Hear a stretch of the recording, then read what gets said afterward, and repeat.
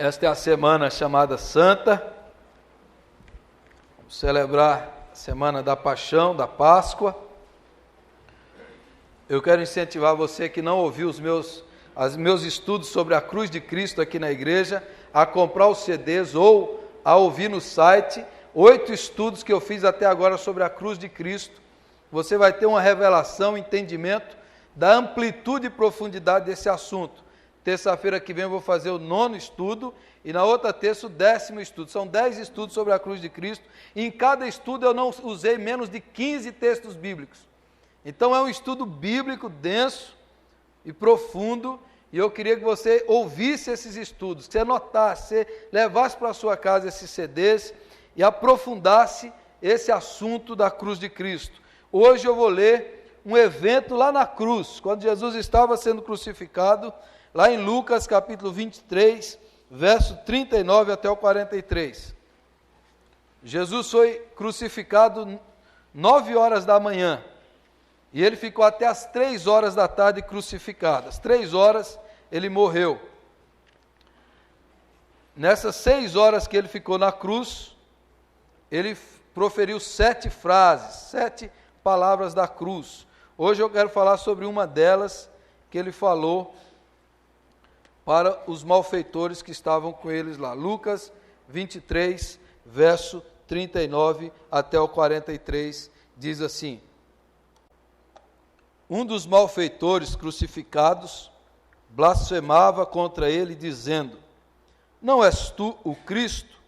Salva-te a ti mesmo e a nós também. Respondendo-lhe, porém, o outro, repreendeu, dizendo: nem ao menos temes a Deus, estando sob igual sentença? Nós, na verdade, com justiça, porque recebemos o castigo que nossos atos merecem, mas este nenhum mal fez. E acrescentou: Jesus, lembra-te de mim quando vieres no teu reino. Jesus lhe respondeu: em verdade te digo que hoje estarás comigo no paraíso. Amém. Há alguns anos, quando o Papa João Paulo II morreu, o pastor Ariovaldo Ramos, que é um pastor bem conhecido no Brasil, já esteve aqui na nossa cidade, ele deu uma entrevista no Fantástico, e a entrevista foi feita quando o Papa estava à beira da morte. O Papa ainda não tinha morrido. Perguntaram para o Ariovaldo o que ele desejava para o Papa. E ele disse assim: eu desejo que o Papa receba a paz prometida a todos aqueles que entregam sua vida a Cristo e a sua causa. Ele falou isso e saiu no Fantástico. E causou uma repercussão grande essa palavra do Ariovaldo no meio evangélico. Porque muita gente ficou contra o pastor Ariovaldo Ramos, dizendo que ele estava colocando o Papa no céu. E muito crente achou ruim, falou assim: não, o Papa está no inferno, é lá que ele deve estar ardendo. E causou uma polêmica muito grande, muito forte, que muitos pastores tiveram que defender o Ariovaldo, que ele é missionário, ele vive de oferta. Muitos crentes começaram a chamá-lo de falso profeta, comprado por Roma, por causa dessa frase. O que eu li bastante na internet nessa época, eu fiquei assustado como crente, como tem crente que gosta de mandar o outro para o inferno. E como tem crente que tem prazer de que o outro vá para o inferno. Isso é uma coisa que eu já vi muito desde quando entrei na igreja. Como a pessoa fala assim: esse aí vai arder no fogo do inferno, e dá um sorriso sádico assim: toma, miserável. Muitos crentes eu já vi falando: Deus vai te pegar, você vai para o juízo, você vai arder, você vai virar churrasco. E como isso é uma coisa quase que banal e trivial na boca de muita gente. Fizeram inquisição contra o Ariovaldo por causa dessa frase. E essa é uma das manias e dos erros horríveis que a igreja, que muita gente da igreja evangélica tem. de se meter a ser juiz, de ficar julgando se alguém vai para o céu, vai para o inferno, de condenar ou de absolver, essa coisa que muita gente tem, se colocar no lugar de Deus para julgar os outros. Às vezes eu fico pensando, eu não consigo julgar meus filhos quando estão brigando os dois ali, os três, e um fala assim, foi ele que começou, foi ele que começou. Aí eu falo assim, vai apanhar todo mundo, que eu não sei. Eu não sei julgar entre eles. Agora as pessoas querem se colocar no lugar de Deus para julgar a salvação eterna, a condenação eterna das pessoas. Esse é um texto impressionante da Bíblia. Por a gente já conhecer, já ouvir, ele perde o seu impacto para nós. Mas esse texto aqui é de uma beleza, é de uma profundidade, é de uma radicalidade extraordinária.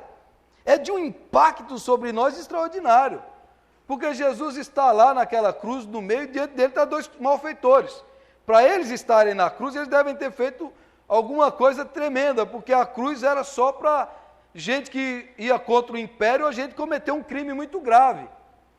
Então eles estão ali. E lá naquela cruz, na hora da morte, Jesus faz o que ele veio fazer, o que ele sempre fez. Ele veio salvar o perdido. Ele veio buscar aquele que tinha se degradado, aquele que tinha ido para o buraco. Lá na hora da morte, Jesus mostra o desejo de Deus, que é salvar o pecador. Que Deus não tem prazer na morte do ímpio, na condenação, no juízo. Deus se agrada da misericórdia. E esse texto mostra isso. Como lá naquela hora fatídica de dor, de sofrimento, de juízo sobre Jesus, que ele carregava a condenação de nós todos, ele é usado para salvar um malfeitor, um ladrão, um bandido, um marginal. Alguém que não teve uma vida reta, uma vida justa, uma vida boa. Alguém que andou por caminhos do crime, por isso está ali. E esse homem nunca entrou numa igreja, nunca participou de um culto, não foi batizado, não fez nenhuma boa obra, mas esse homem foi salvo na hora da morte. Esse homem foi salvo ali no derradeiro minuto. No findar da sua vida, ele encontrou a graça da salvação. Isso nos mostra a intenção salvadora de Deus e de Jesus de buscar o pior, o marginal, o bandido, porque Deus se fez um marginal. Ele está morrendo à margem, como um criminoso, fora dos portões da cidade, ao lado de malfeitores, porque ele que não conheceu o pecado, se fez pecado por nós. Ele que não cometeu nenhum, se fez maldição por nós. E ali naquela cruz ele mostra essa intenção graciosa de Deus de salvar o pecador. Como é que ele salva o pecador? Como é que esse homem é salvo? Talvez você está aqui hoje, você não é salvo ainda. Você não tem certeza da sua salvação. Você não sabe que Deus quer salvar você, que Deus quer perdoar. O que esse homem fez para ser salvo? Você nunca ter ido numa igreja sem ter sido batizado, o que ele fez? O que uma pessoa precisa para ser salva? Esse texto mostra. Em primeiro lugar, aquele homem reconheceu sua culpa, confessou sua culpa. No versículo 41 ele falou, nós estamos aqui porque nós estamos recebendo o que nós merecemos. Estamos aqui com justiça.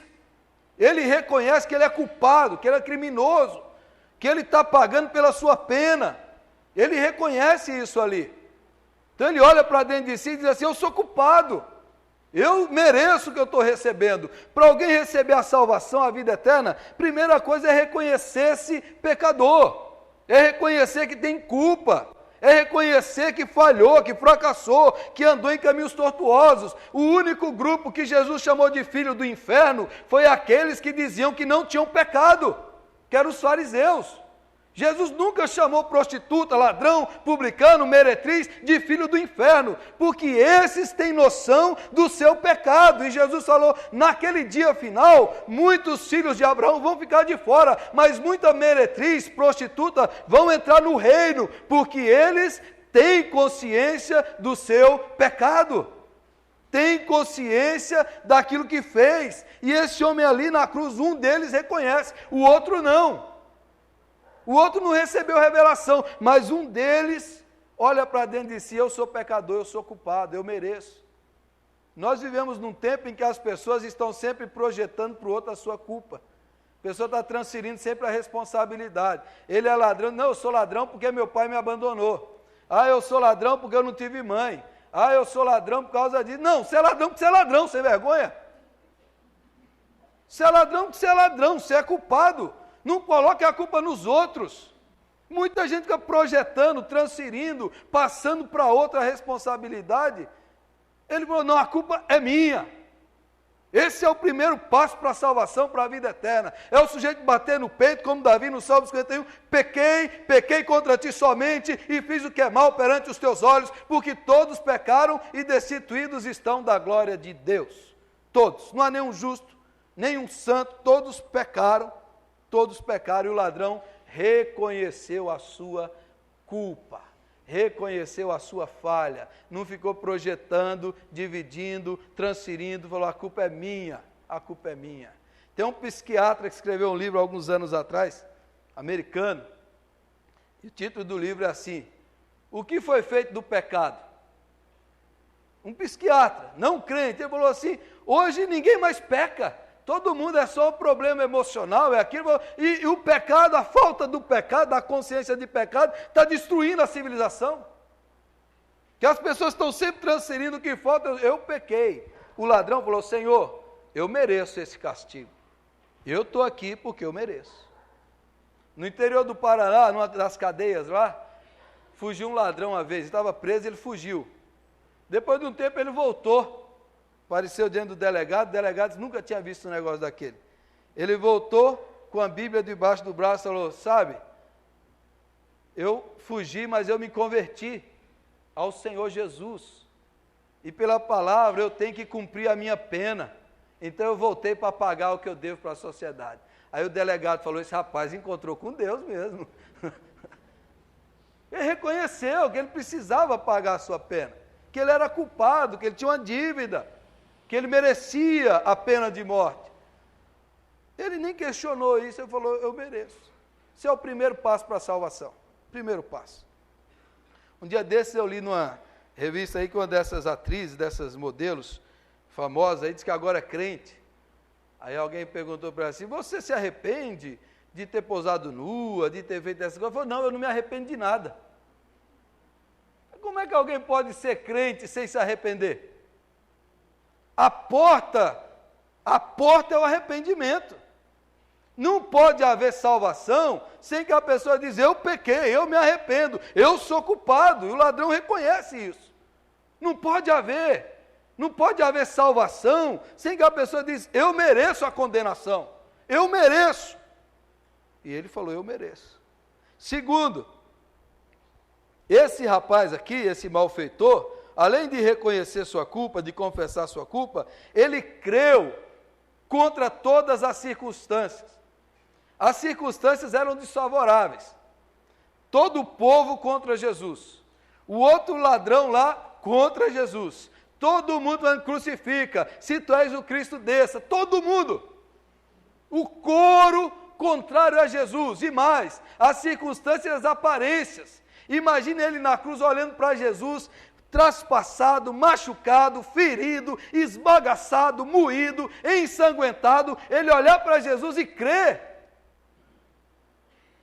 As circunstâncias e as aparências diziam assim: esse Jesus é um malfeitor, é um criminoso, é um bandido, é um fracassado. Ele está morrendo como um bandido. Ele olhou, mas ele creu que havia algo diferente em Jesus. A salvação é você crer em Jesus e falar assim: não importa o que falem de mim, não importa o que o mundo vai dizer, o que meus amigos vão falar, agora eu creio nele. No meio daquele coro contrário, o cara olhou para Jesus e creu, contra as circunstâncias e as aparências. Quando meu irmão se converteu, eu via ele saindo para a igreja com a Bíblia no braço assim. E depois eu vi ele distribuindo folheto na rua. Eu comecei a ler a Bíblia, e Deus foi tocando no meu coração. Mas uma coisa dentro de mim falava assim: rapaz, como é que você vai ser crente? Imagine você andar de Bíblia aí na rua, seus amigos verem você, seus colegas.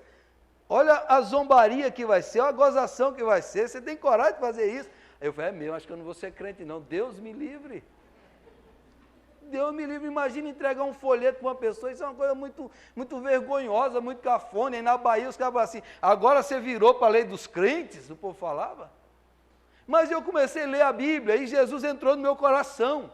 E quando ele entrou e arrancou o medo, a vergonha, que chegou uma hora que Jesus entrou tão forte na minha vida, que eu falei, agora eu quero mostrar que eu sou crente. Eu pegava a minha Bíblia para a escola com a Bíblia, lia a Bíblia na escola, na praça, de vez em quando eu pegava uma caixa dessa com meus irmãos, colocava nas costas, ia para o meio da praça e começava a pregar no meio da praça que Jesus Cristo estava vivo, que Jesus Cristo era real, mesmo contra a zombaria, gozação, o mundo inteiro, eu creio nele, foi ele que morreu, ressuscitou para me salvar, Jesus Cristo. Você já confessou publicamente? Você já creu? Você já chegou lá no seu emprego, pegou 30 Novo Testamento e falou, agora eu vou mostrar que eu sou crente. Falei esse Novo Testamento, toma, leve, saí lá na sua casa, na sua família. Mesmo todo mundo criticando, falei, eu sou de Jesus. Esse ladrão aqui tinha tudo contra aparência e circunstância. Jesus não tinha aparência de rei, Jesus não tinha glória nenhuma. Só um corpo crucificado, vergonhosamente, desnudo, ensanguentado, todo mundo contra. Esse ladrão creu, contra a circunstância e contra a aparência. Talvez você está aqui hoje, com um monte de circunstância desfavorável. A aparência das coisas está difícil. Continue crendo em nome de Jesus. Creia, creia. Terceiro, além de crer contra as circunstâncias e aparências, aquele homem creu que Jesus era justo. Ele diz assim, esse homem nenhum mal fez. Ele sabia quem era Jesus, já tinha ouvido falar e viu tudo aquilo, e Deus revelou para ele, esse homem não tem pecado, esse homem não tem culpa, ele é justo, ele é santo, ele diz isso, e ele defende Jesus, ele repreende o outro, fala assim, esse homem nenhum mal fez. Qual é o caminho da salvação? É se olhar para Jesus e dizer, ele é o único justo, o único perfeito, o único santo, o único que não teve pecado, mas se fez pecado por mim. Esse é o caminho e a porta da salvação. Você olhar e dizer assim, não pode ser Maomé, Buda, a Virgem Maria, Pedro, porque todos pecaram, mas teve um que colocou o pé no chão desse planeta, da terra, teve um homem só, que nunca pecou, nem por palavra, pensamento, ação, omissão, tudo o que ele fez foi justo, perfeito e santo. Jesus Cristo, o único e o único, singular, incomparável. Jesus Cristo, ele foi o único justo. E o homem falou, ele não fez mal nenhum. Ele nunca fez mal nenhum. A salvação é olhar para Cristo e dizer, a minha justiça é a dele, a minha salvação é que ele me dá, a minha santidade é ele que me dá. Não sou eu que consigo, não é o meu esforço, não é o meu labutar, não é a minha religiosidade. A minha salvação, a minha justiça foi me dada por Cristo Senhor Jesus.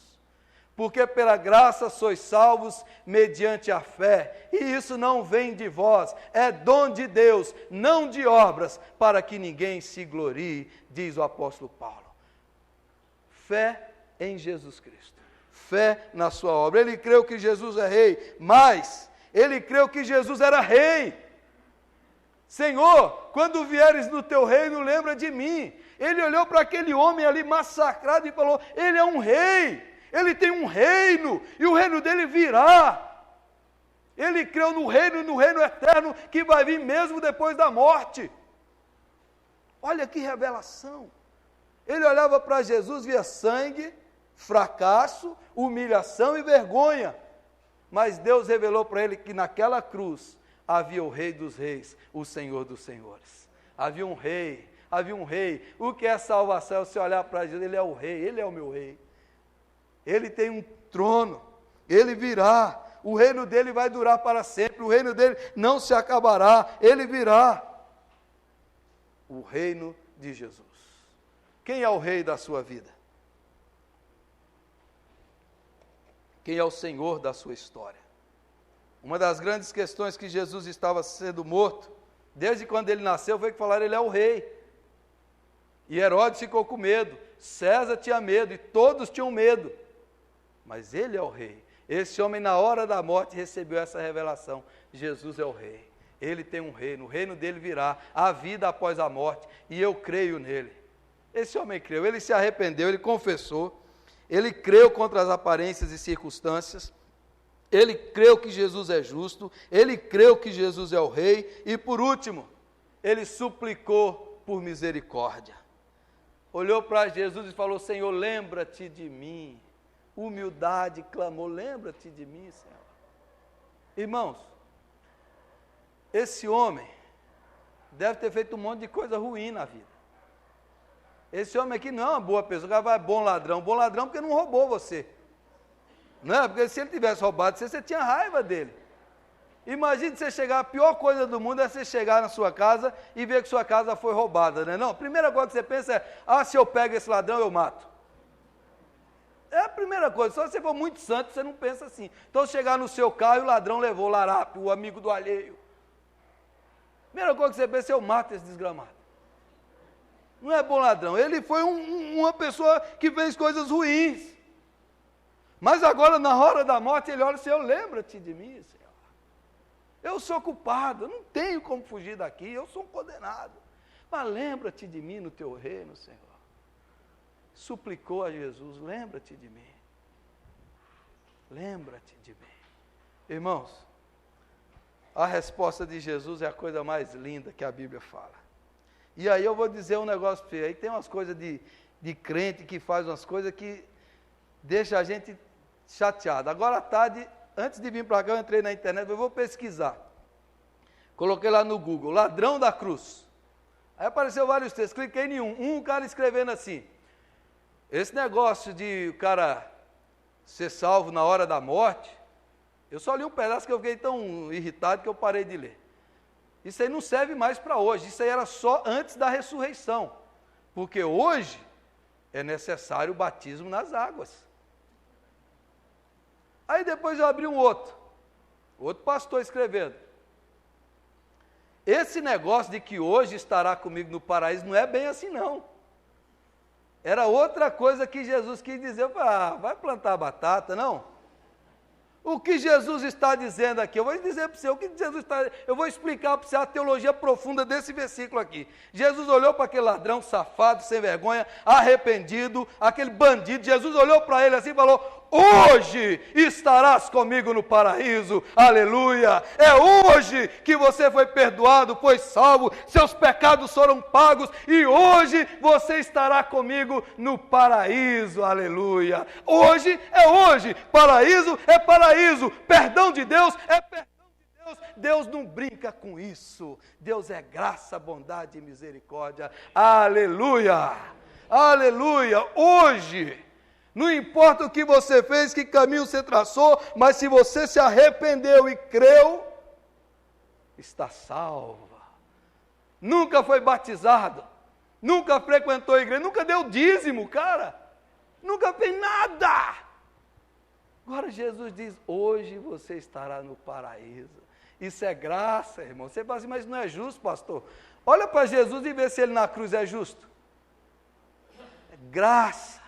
É bondade, é misericórdia infinita, é o Deus que ama, é o Deus que veio buscar o perdido, o pecador, o miserável, aquele que andou por caminhos maus, é esse que Jesus se especializou em salvar, e na hora da cruz ele salva, porque a salvação dele é completa e definitiva, e ele não deixa ninguém na dúvida.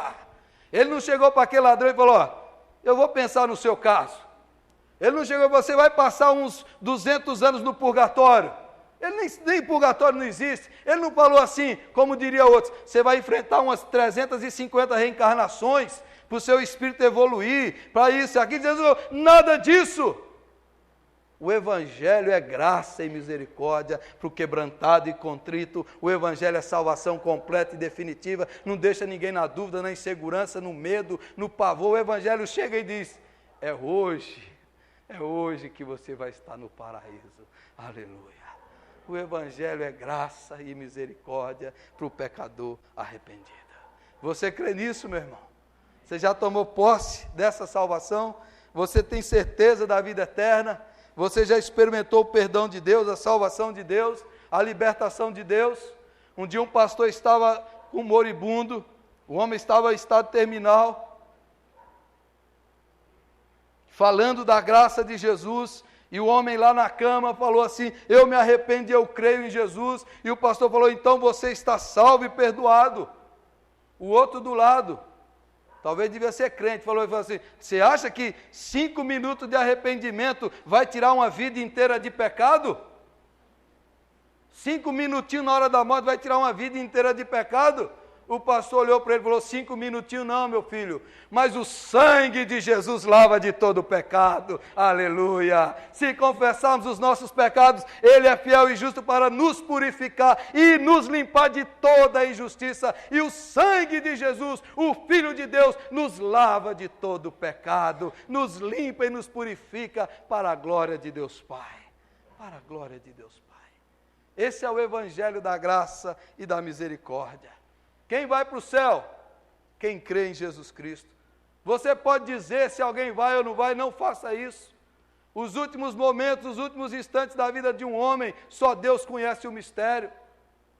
O seu Júlio Silveira falou hoje aqui na escola dominical, 20 anos, ele evangelizou lá no hospital, as moléstias infecciosas, os aidéticos. Quanta gente está no céu hoje, porque ele levou o Evangelho para essas pessoas, e lá na cruz, muitos se converteram ali na hora da morte, se converteram ali quando ele pregou. Quantas pessoas vão estar lá? Você sabe? Eu não sei, Jesus sabe. Muita gente se olhou assim e falou assim: não tem jeito. Você pode dizer se ele é salvo ou não. Não caia nessa tentação de julgar, de condenar, mas ore e creia na salvação, tome posse da sua e deixe os outros com a bondade de Deus, com a misericórdia de Deus. Deixe que Deus cuide de todos os outros, deixe que Deus faça isso. Não caia na balela de se pôr no lugar de Deus. Eu, quando era jovem, eu ouvia, quando era mais novo, né? Agora ainda sou jovem ainda, na década de 80, eu ouvia bastante as músicas do Cazuza. Gostava das músicas do Cazuza. Depois fui assistir o filme do Cazuza. Eu falei: mas que sujeito insuportável, sujeito nojento. Até perdi graça com as músicas dele, não? Mas uma enfermeira da Igreja Batista escreveu um livro, que ela esteve nos últimos meses da vida do Cazuza. Ela esteve do lado dele, quando ele estava perto da morte. E ela leu a Bíblia e orou por ele muitas vezes. E ele dizia para a sua mãe: traga a enfermeira, chama Ana Maria Costa, traga ela para orar por mim, porque ela me transmite paz. E ela falou de Jesus muito para aquele rapaz, aquele cantor. Poucos dias antes dele morrer, já estava no final, ela chegou para ele e falou: Cazuza, você já recebeu Jesus? Ele é o seu Senhor e seu Salvador. E o Cazuza respondeu para ela assim: você me contou que o ladrão na cruz aceitou na última hora, é isso mesmo? Ela falou: é, Cazuza, no último minuto. Aí ele fechou os olhos, e dali a pouco ele morreu. Eu não duvido, você vai chegar lá no céu, vai encontrar um monte dessa turma aí que você pensou que ia estar no inferno. E a maior surpresa é que você vai estar lá, não.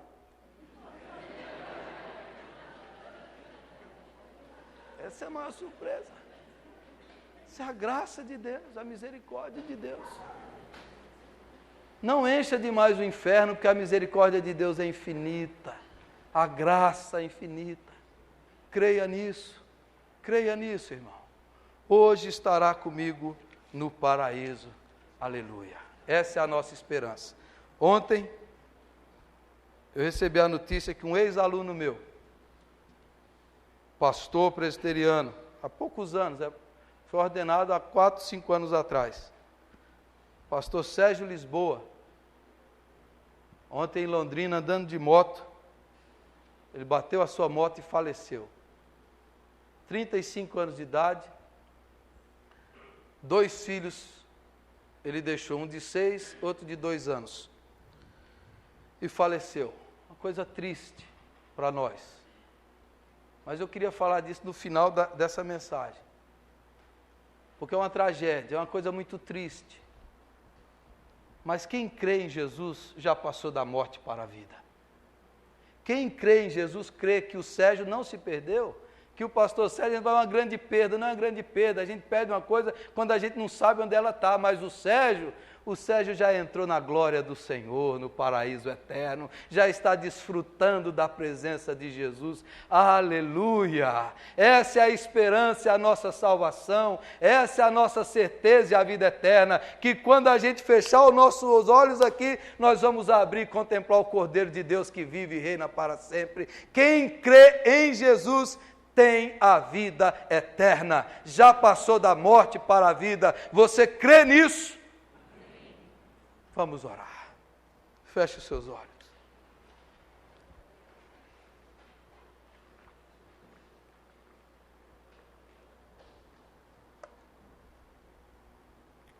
Você tem certeza da sua salvação? Do perdão dos seus pecados? Se o Senhor te chamar hoje, você está pronto e preparado? Seus pecados já foram perdoados? Você tem no seu coração a certeza da vida eterna? Se nessa noite você quer dizer, Jesus, eu quero ter essa certeza e essa segurança. Eu já frequento a igreja, mas eu não tenho essa segurança, eu não tenho essa certeza, eu não tenho essa fé, eu quero hoje tomar posse. Eu quero que o Senhor entre no meu coração e me dê essa segurança bendita, que os meus pecados foram pagos na cruz, que eu fui perdoado, que ninguém mais me acusará nem condenará, é Cristo Jesus quem morreu e quem ressuscitou por mim. Onde você está? Eu quero que você fique em pé e eu vou orar por você. Nessa noite você quer dizer, Deus, eu quero ter essa certeza no meu coração. Fique em pé onde você está, eu vou orar. Amém, amém. Fique em pé onde você está, eu vou orar por você daqui. Diga para Jesus, eu quero ter essa certeza na minha alma. Eu quero que o Senhor me encha de segurança, que eu sou de Jesus, que eu tenho a vida eterna, que os meus pecados foram pagos. Fique em pé onde você está. E nós vamos orar ao Senhor. Amém, amém. Coloque-se na presença de Deus, fique em pé, eu vou orar por você. Diga, Jesus, me dá essa certeza, me dá essa segurança, que eu possa confiar que o Senhor já me perdoou, já me salvou, que a minha vida já está salva e garantida em Cristo Jesus. Pai amado, eu quero orar por esses irmãos e irmãs que estão em pé. Jesus amado, eles são do Senhor, mas às vezes as circunstâncias, os sentimentos, os medos, as coisas da alma tentam, Senhor, balançar, duvidar, lançar medo, trazer incredulidade. Agora, em nome de Jesus, tira isso desses corações e traz a eles o testemunho do Espírito Santo de que eles são filhos de Deus. Dá a eles a certeza da vida eterna, a segurança da salvação, que eles tomem posse do perdão dos pecados, que eles recebam o sangue de Jesus e que eles sejam renovados, regenerados, restaurados para a glória de Deus Pai. Que cada um receba dentro do seu coração o testemunho interior do Espírito Santo, dizendo, você é meu. Que cada um aqui saia com plena certeza de fé e convicção, que são perdoados, são purificados, e o seu nome está escrito no livro da vida, pelo sacrifício de Jesus Cristo. Testemunha cada um aqui, Espírito Santo. Fala na alma, no espírito, na mente e no coração. Fala com essas vidas, meu Pai. Que cada um aqui saia limpo, leve, renovado e purificado, em nome de Jesus. Que não saia ninguém daqui, Senhor, sem certeza da salvação. Que todos que saírem dessa porta saiam dizendo, eu sei que o meu Redentor vive para sempre. Aleluia. Que cada um saia daqui com a certeza que são salvos pelo sangue de Jesus. Glória a Deus, aleluia. Sela estas vidas com o teu Espírito, meu Pai, e confirma em cada coração a obra da cruz, em nome de Jesus. Aleluia. Amém. Amém.